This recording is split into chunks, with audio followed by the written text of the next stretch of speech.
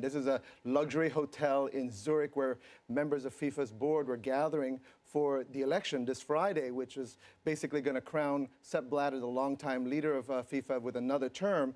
And instead, Swiss police, working with the FBI and the IRS, came in and arrested up to 7 people were now arrested, top members of FIFA's board, and they include Jeffrey Webb, who's the FIFA vice president. Former vice president of FIFA, Jack Warner, is also among those who's now charged. 14 people in all are going to be charged today in Brooklyn, Chris.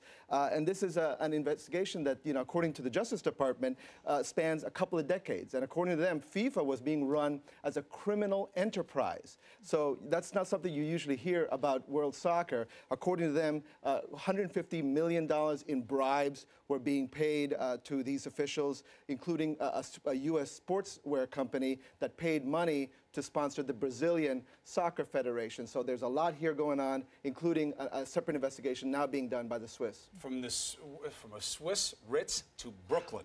That's right. That's a big change. Now, the irony here is, as you know, Evan, this has been part of the mythology of FIFA. Right. People always were saying it was a dirty organization, nothing was done. How did this affect the U.S. interests?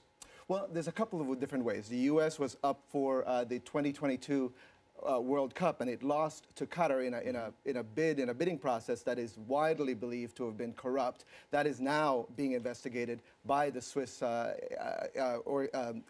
authorities. The FBI looked into it and hasn't been able to bring any charges. You'll notice one name that is not in the list of charges is Sepp Blatter, who's the leader of FIFA. He's going for his 5th term on Friday.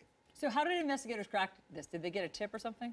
Well, they had the help of an insider, Chuck Blazer, who's an American who led FIFA, one of the FIFA organizations and was a top executive there, actually wore a wire during some of this investigation by the FBI and the IRS. So he helped them. He had meetings with them and recorded some of this. Of course, now FIFA says in a press conference earlier today in Zurich that they're the victim in this whole thing.